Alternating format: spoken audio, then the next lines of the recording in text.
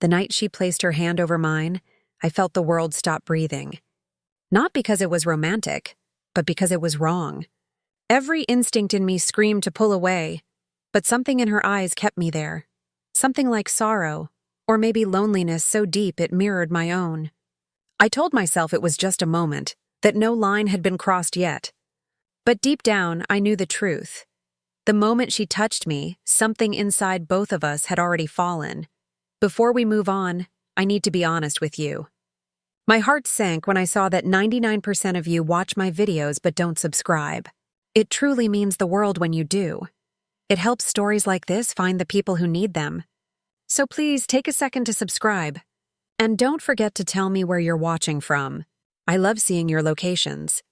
It reminds me that stories really do connect us, no matter where we are. If stories like this remind you how fragile love and trust can be, subscribe. Because every untold truth deserves to be heard. She walked into the room like a whisper that didn't belong there. Calm, precise, almost too composed for the chaos of our final year. I remember the first thing she did wasn't speak, but write her name on the board, Ms. Daniels. Her handwriting was elegant but tired, the kind that said she'd written that name too many times in too many places. The old teacher had left suddenly.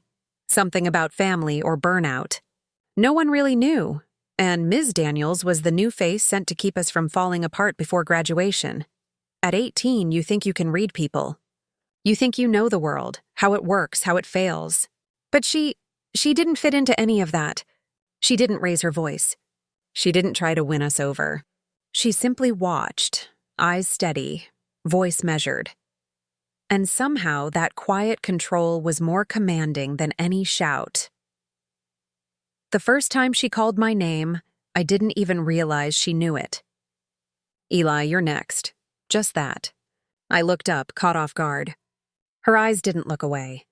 They didn't challenge me either. They simply waited, patient, knowing. When I stood and read my paragraph aloud, she nodded once. Not like a teacher rewarding effort, but like someone acknowledging a truth. You write like someone older than you are, she said. You see things most people skip. It was such a small thing to say, but it landed like a weight I didn't know I'd been carrying. At home, no one really said things like that. My father was a quiet man who worked nights, and my mother's silences were louder than her words. Ms. Daniels, without even trying, saw the parts of me no one had ever looked at closely. Weeks passed, and her presence became something like gravity. She didn't smile often, but when she did, it felt earned, like light breaking through cloud. She stayed after class for anyone who needed help, though most people didn't take her up on it. I did. At first it was for grades, for structure, or so I told myself. But soon it became something else. We'd sit at the back of the classroom, books spread between us. She'd lean over my notebook, her sleeve brushing my arm, her voice low as she corrected a line or pointed out something I'd missed. The scent of her perfume was faint, clean, with a trace of warmth I couldn't name. She spoke with the kind of calm that made you want to listen, not just to her words, but to the pauses between them. Sometimes I'd ask questions I didn't really care about, just to keep her talking. Sometimes she'd ask me about my plans after school, and I'd give vague answers. She never pushed. But one afternoon she said, "You're afraid of choosing, aren't you?" I laughed, tried to brush it off. She didn't. "You act like the world's already made its choices for you," she continued softly. "But it hasn't. It's strange how someone can undo you with so few words." That night I couldn't stop replaying it. Her voice, that look. It wasn't romantic then, not yet. It was something else, something more dangerous. Recognition. Like meeting a version of yourself that understood you too well. I started noticing things. The way her hand trembled slightly when she turned pages, the tiredness that lingered in her posture when she thought no one was watching. Once, she stayed behind long after everyone had left, sitting alone by the window, her face reflected in the glass as the rain fell outside. I stood by the doorway longer than I should have. She must have sensed me because she said quietly, without turning, "You can go home, Eli." Her voice wasn't sharp, just fragile. like she was holding herself together. I left, but something about that moment stayed with me. The way loneliness looked on her, how familiar it felt. After that, the air between us began to change. Small things at first, her glances lasting a heartbeat longer, her smile softening when I entered the room. Nothing anyone else would notice, but enough for me to feel it like static under my skin. There was a day she brought in poetry, something she said she used to teach before moving to our district.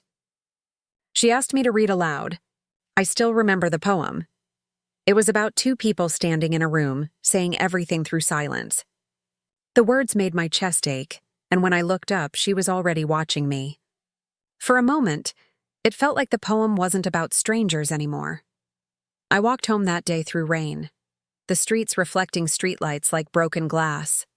Every step felt heavier than it should have. I didn't understand why. That night, I dreamed of her, not vividly, not in a way I could explain, just her voice, her eyes, that unspoken sorrow. I woke up feeling like something had shifted, like I'd crossed a line in my mind I couldn't uncross. The next morning, she was absent. A substitute filled in, a real one this time. The class felt wrong without her. No one cared but me. The silence stretched. I told myself it didn't matter, that she'd be back soon. When she did return, a week later, she looked pale, thinner somehow. Her usual poise had cracks in it. After class, I asked if she was okay. She hesitated, then smiled faintly. "Just life," she said. "It catches up sometimes. Life." That word lingered on her tongue like something she'd tasted too often. I didn't know it then. But that was the beginning, the point where care turned into curiosity, and curiosity into something I didn't yet have the courage to name. And beneath it all, the truth waited. Patient, inevitable, and closer than either of us wanted to admit. It began with the sound of rain against the windows. Slow, deliberate. The kind of rain that makes you feel trapped inside your own thoughts. She had stayed after class again, stacks of papers spread before her like small confessions.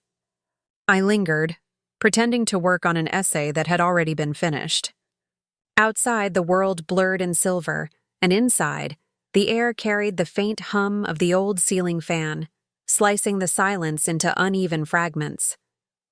She looked up. "You're still here?" Her tone was soft, not reprimanding, just surprised.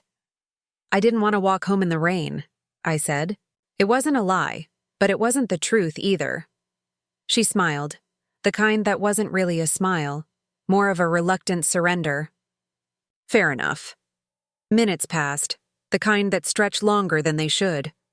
Her pen moved across paper, her fingers steady even as her shoulders drooped slightly, exhaustion pressing through her composure. At one point she sighed, quietly, but enough for me to hear. "Some days," she said, not looking up, "you wonder why you ever chose this job." "Because you're good at it," I replied before I could stop myself. That made her pause. She looked at me then, and for the first time she seemed unsure. "Good," she repeated, like she wasn't certain what the word meant anymore. "Maybe, but being good at something doesn't always make it good for you." The room felt smaller after that. The walls closer. My pulse louder. We didn't speak much more that afternoon, but something shifted in the silence between us. It wasn't romantic, not yet, but it was the kind of silence that hums, the kind that remembers. A week later, she offered to help me with my college essays. We met in the library after hours, the air thick with the smell of old paper and dust. The world outside was dim, the sky bruised purple and blue, and the library lights buzzed faintly overhead. She sat close, our shoulders nearly touching.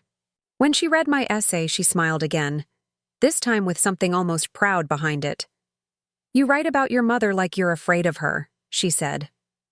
"I am," I admitted, though I wasn't sure why I said it out loud. She nodded, eyes softening. "Fear and love are strange neighbors," she murmured. "They live next door to each other, sometimes sharing walls." There was something about the way she said it, like she wasn't teaching, but confessing. I wanted to ask her what she meant, but she looked away too quickly. That's when I noticed the faint mark on her wrist, small, almost hidden beneath the edge of her sleeve. I said nothing, but I think she knew I'd seen it, because she pulled her hand back slowly, as if retreating from light. After that, our meetings became frequent. Always professional on the surface, notes, drafts, feedback, but under it all, a current began to build. It was subtle, quiet, but real. She'd laugh sometimes now, a low, warm sound that made the air feel less heavy. I started staying longer than necessary, packing my books slower, hoping she wouldn't ask me to leave. One evening, she didn't. The rain had come back, heavier this time. The lights flickered and the power cut for a moment. The room fell into darkness, then dim orange glow from the emergency lamp. She looked at me, a faint silhouette in the half-light. "Seems we're trapped," she said, her voice barely above a whisper. I laughed nervously. Could be worse. Her eyes met mine. Could it? There was no smile, no teasing in her tone. Just a question, heavy with meanings neither of us should have touched. She turned away first, collecting her things, her movements slower now. "You should go," she said, her voice quieter, softer. But I didn't. I just stood there, watching her silhouette framed by the faint light through the window, her profile drawn in shadows. She looked fragile. Not weak, but like something that had carried too much weight for too long. "I'm sorry," I said, though I didn't know what for. She froze, her back still to me. "Don't be," she whispered. "You haven't done anything wrong." But the way she said it didn't sound like she believed it. When she finally turned, her eyes were glassy, tired. For a second, it looked like she might say something more. Instead, she stepped closer and reached out, just lightly, her fingers brushing my sleeve. It was nothing, a gesture anyone could mistake for comfort or reassurance. But it wasn't. It was a moment suspended, the air charged with something neither of us named, but both of us felt. Then she pulled her hand back quickly, as if burned. "Go home, Eli." I left. The rain hit harder as soon as I stepped outside, cold and merciless. I walked without an umbrella, without direction, my thoughts clashing louder than the thunder. I knew, deep inside, that something irreversible had happened. Not through action, but through silence.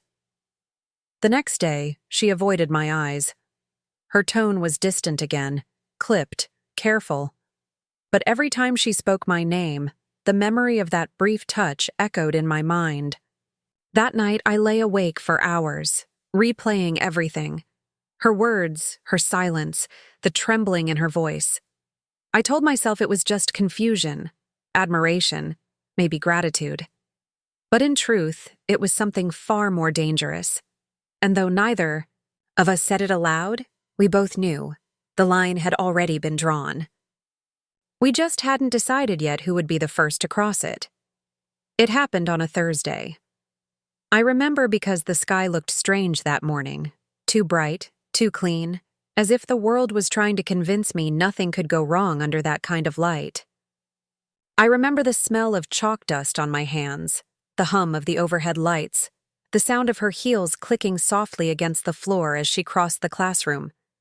Every detail is still carved into my mind, like the day never ended, only froze. By then, we'd fallen into a rhythm that felt like a secret only we understood. Every conversation carried weight beneath the words. Every glance lingered too long. Sometimes she'd look at me like she wanted to speak, but always stopped herself. I told myself we were fine, that it was all in my head, but even lies can sound like truth when you want them to. That afternoon, the storm returned. Heavy rain, thunder that shook the windows. Most of the students had left early. The hallways, echoed with distant laughter fading toward the parking lot. I stayed behind, waiting, pretending to gather my things. When she noticed, she hesitated by the door. "You're not heading out?" "Not yet," I said. "I like the sound of the rain." She smiled faintly, though something in her eyes warned me, a flicker of conflict she tried to hide. You always did like storms. There was no reason for her to know that. I'd never told her. But somehow, she did. We talked for a while. Small things, unimportant things. College letters, essays, books we'd both read. But the more we spoke, the less it felt like teacher and student, and the more it felt like two people clinging to something they weren't allowed to name. When the thunder cracked outside, she flinched, a rare crack in her composure. Without thinking, I said, "You okay?" She nodded, but her eyes gave her away. She was trembling, not from fear of the storm, but from something deeper. I don't know what made me step closer. Maybe it was the look on her face, that quiet exhaustion she always wore, the loneliness I recognized like my own reflection. "Eli," she whispered, my name barely more than breath. "Don't." But I was already there, standing too close. The space between us felt like a held breath waiting to break. I saw it in her eyes, the battle, the longing, the fear. Then she reached up, fingers grazing my face, trembling as they traced the line of my jaw like she needed to remember it. That's when everything collapsed. Her kiss wasn't sudden. It was hesitant, like a confession. The rain outside blurred the world into noise, and for a moment, nothing existed beyond the sound of her heartbeat against mine. It didn't feel right. It felt inevitable. When it ended, we didn't move. The air around us was thick with silence. Her eyes filled with tears she didn't let fall. "We can't," she said softly, her voice cracking. "This can't happen again." But even as she said it, I knew we'd already lost the choice. After that day, the world began to unravel quietly. She avoided me in class, her tone clipped, her gaze never meeting mine. But every time her voice trembled on my name, the memory returned.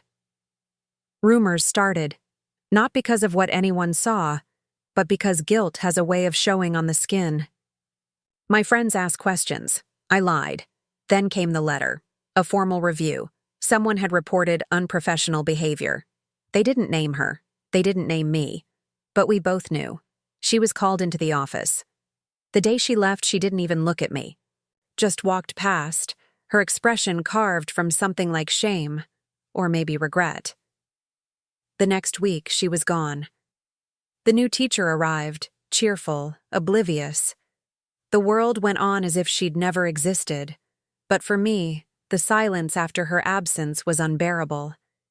Every corner of that classroom held pieces of her, the way she'd rest her hand on the desk while thinking, the quiet way she'd hum when she graded papers, the scent of her perfume still faint on my notebook. I wanted to fix it. To tell someone it was me, not her. That I'd started it. That she was only human. That we both were. But when I tried to speak, no words came. I was a coward, and my silence became her ruin. The final letter came months later. They said she'd resigned voluntarily, but I knew better. I saw the way the principal avoided my eyes when he said it, the way the other teachers whispered in the staff room when they thought we weren't listening. The guilt didn't hit me all at once. It came slowly, like water seeping through cracks, until it drowned everything else. The night I heard she'd left town, I walked back to that same classroom. The rain was falling again, hard and endless. I stood where she once stood, hands trembling, and whispered her name into the dark. No answer came. Just the echo of thunder, and the faint ghostly scent of rain-soaked lilac, the perfume she used to wear. That was the moment I realized I'd broken something I couldn't fix. It wasn't love that destroyed us. It was the lie that it could ever be love.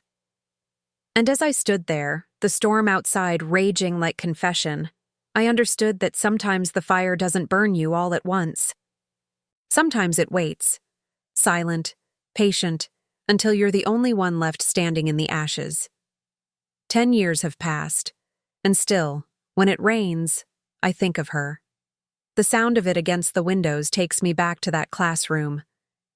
The smell of chalk and damp wood, the soft hum of fluorescent lights, the weight of a silence that said more than words ever could. It's strange how some moments never age, how guilt can stay young even as you grow older. I'm a teacher now. Different school, different town, different name on the door. Sometimes I catch myself standing in front of the class, the way she used to, arms folded, waiting for the noise to settle. And when the room finally quiets, there's this echo in my chest. Her voice, faint but steady, saying, "Patience, Eli. They'll listen if you make them feel seen." She was right. I never planned on becoming a teacher. For a long time, I ran from it. I told myself I wasn't like her, that I'd do something else, something that didn't carry her shadow. But maybe that's how life works. It leads you back to the ghosts you refuse to face. Sometimes, after class, a student stays behind. They'll say they're struggling with something: grades, family, love, fear of the future. I see the same look in their eyes that I once had, the hunger to be understood. And I remind myself every single time what understanding can cost if you're not careful. I keep my distance. I measure my words. I never let silence stretch too long, because I know where silence can lead. Last winter, a letter arrived at the school addressed to me. No name on the return, just a smudge of ink in the corner. Inside was a single page. No greeting, no signature, just one line. "You were never the mistake. What we were, that was the storm." The handwriting was hers. For a long time, I just stared at it. My hands shook. My heart did that old familiar ache, not out of love, but memory. It wasn't romantic anymore. It wasn't tragic either. It was just real. A quiet acknowledgement of what had been, and what couldn't ever be again. I never wrote back. I didn't know where to send it or what to say. What could I? "I'm sorry," felt too small, too late. "I miss you" would have been a lie, because what I missed wasn't her. It was who I was before her, before the line, before the fire, before the fall. There's this old rumor that she moved to another state, maybe teaches art now, maybe doesn't teach at all. Some people say she married, others that she lives alone. I've stopped trying to find out which is true. I think I prefer the not knowing. It lets her stay somewhere untouched by time, forever caught in that flickering classroom light, the rain whispering against the glass. But sometimes, I still see her, not in person, in glimpses. In the way a student hesitates before handing me a paper, in the sound of a quiet laugh from the back row, in the soft perfume of lilac someone passes by wearing in the hallway.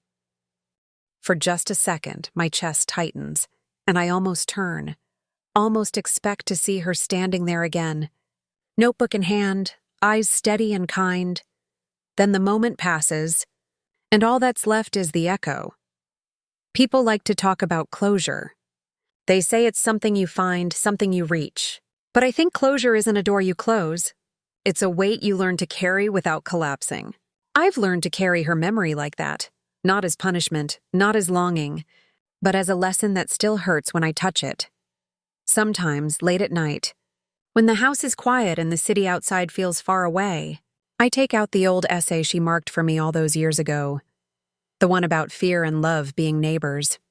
Her handwriting still dances in the margins. One note stands out, written in faint pencil. "You understand more than you think, Eli, but understanding comes with consequence." I didn't know what she meant back then.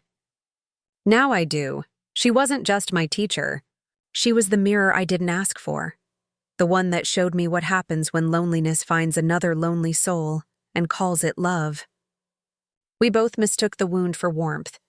And maybe that's the saddest kind of mistake there is. The kind that feels beautiful while it's breaking you. If she ever hears this, I hope she knows. I don't hate her. I never did. I just wish we'd both known how to be whole before we reached for each other. Because broken pieces can fit together for a while, but they always cut sooner or later. The rain has started again.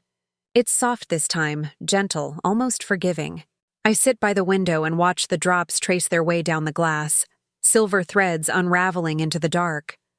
Somewhere out there, maybe she's doing the same, watching a different sky, remembering a different version of us. I breathe in, close my eyes, and whisper what I should have said that day she left. I forgive you. The words feel heavier than I expect, but lighter once spoken.